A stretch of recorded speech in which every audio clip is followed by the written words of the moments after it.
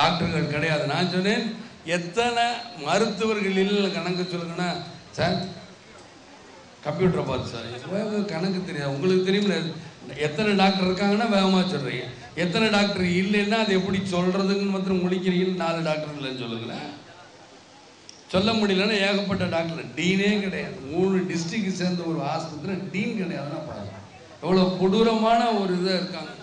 இவங்க சொல்கிறாங்க, நான் கேட்டேன் அப்போ ஒரு டிஎஸ்பி வேகமாக வந்தார், கேட்டேன் எங்க இங்கே வெட்டு குத்து கொலையும் 1 வாரத்துக்கு ஒரு தடவை நடக்குது, ஆஸ்பத்திரியில் வச்சு கொண்டாங்களேன்னு இப்படியே பார்க்குறாரு பத்திரிக்காரர். இப்படி திருப்பி இதை தவிர வேறு என்ன செய்றாரு, என்ன பதில் என்ன வந்துடும், ஆளை கட்சி மாற்றி போடட்டுமே. இப்போ என்ன வந்துருச்சு, மக்களுக்கு நல்லது பண்ண ஆஸ்பத்திரி வச்சு வெட்டிட்டு போயிருக்காங்க.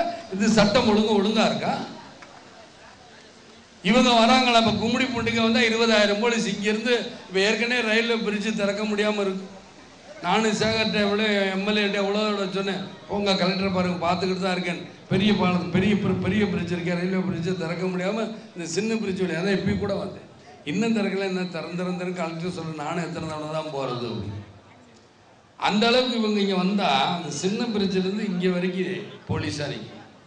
இவங்க இங்கே பேசுவாங்க, நீங்கள் சின்ன பிரிட்ஜை தாண்டி தான் நிற்பீங்க மக்கள், அப்போ தான் நீங்கள் பேச்சை கேட்க முடியும். அந்த அளவுக்கு இவங்கள நீங்கள் என்ன கடத்திட்டா போக போகிறீங்க ஜெயலலிதாவா? சட்டம் ஒழுங்கு எந்த அளவுக்கு மோசமாக இருக்கிறனால நீ 20,000 போலீஸ், இந்த 20,000 போலீஸுக்கு வந்துக்கிட்டே இருக்கு ஜீப்பு லாரி பஸ் எல்லாம் ஏற்றிட்டு இருக்கிற பள்ளிக்கூடத்தையும் இருக்கிற கல்யாணம் பண்ணி அவங்க பிடிச்சி உட்காந்துருவாங்க 2 நாளைக்கு. இந்த அம்மா வர்றது ஒரு 1 மணி நேரம் வரும், அப்படி இப்படின்ட்டு நான் நலத்திட்ட உதவி செய்யறேன்னா போயிடுவாங்க. தமிழக முதலமைச்சர் போனோன்னா இவங்க திரும்ப டரு 2 நாளைக்கு முன்னாடியே போலீஸ் சுற்றி என்னமோ நாட்டில். அப்போ இவ்வளவு பேர் இவ்வளவு 2 நாளைக்கு ஒரு ஏரியாக்குள்ள சுற்றுறீங்கன்னா அப்போ எவ்வளவு கொடுமைகள் இந்த நாட்டில் நடக்குன்னு பாருங்க. சட்டம் ஒழுங்கு எந்த அளவுக்கு மோசமாக இருக்குன்னு பாருங்க. நான் என்ன சார் விஜயகாந்த் இப்படியே குறை சொல்றேன், நான் இப்பவும் சொல்றேன், மக்களை நிம்மதியாக வச்சுக்கிருக்க முடியும், அதைத்தான் அடிச்சு சொல்றேன். ஆக இதைத்தான் நான் சொல்லிக்கிட்டு தான் விஜயகாந்த் கெட்டவன், விஜயகாந்த் நல்லவன் இல்லைன்னு இதை தவிர வேற என்ன பேசுவான்.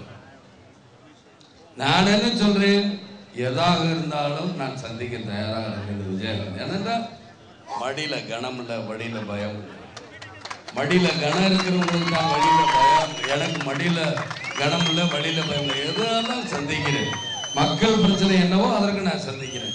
இன்னைக்கு நான் இவ்வளவு தூரம் சுத்தி வந்தேனே, எல்லா ஊருக்கும் சுத்தி இல்லாத குக்கிராமத்துக்கெல்லாம் யாரும் போகலை, நான் போனேன். ஒரு கட்சி தலைவருக்கு பிறகு நான் போயிட்டு வந்தேன், யாரும் போனோம், யார் போயிட்டு வந்தாங்க சொல்லு, அதுதான் கேட்க. நான் தைரியமாக போயிட்டு வரல, நீங்களும் போகல. நீங்க போகும்போதே ஒரு மந்திரியை போனாங்கன்னா ஒரு 400-500 போலீஸோட போறோம். அவங்க கட்சி தலைவர் முதலமைச்சர் வந்தாங்கன்னா ஒரு 2,000 போலீஸ் 20,000 போலீஸோட போறது. அப்புறம் எங்க முடியும், எங்க மக்கள் கேட்க முடியும்? அவங்க வீடுங்களுக்குள்ள கும்மிடி பூண்டியில் இருந்தால் சுற்றி அந்த தெருவே வரக்கூடாது, தடுப்பு காலம் யாரும் வரக்கூடாதுன்னு. நீங்கள் எப்படி போய் பிரச்சனைகளை சொல்ல முடியும்? நல்லா புரிஞ்சுக்க மக்களே. அதே மாதிரி இன்னைக்கு சேகர் இன்னைக்கு ஆரம்பித்து 20,000 கன்று நடுறாங்க இந்த வருஷத்தில். ஒவ்வொரு வருஷம் நம்ம 5 லட்சம் கன்று 1 லட்சம் கன்று நட்டுருவாங்க. அது எவ்வளோனா கும்மிடி பூண்டு உண்மையிலே மிக சுபிச்சமாக இருக்கும் அந்த கன்று நட.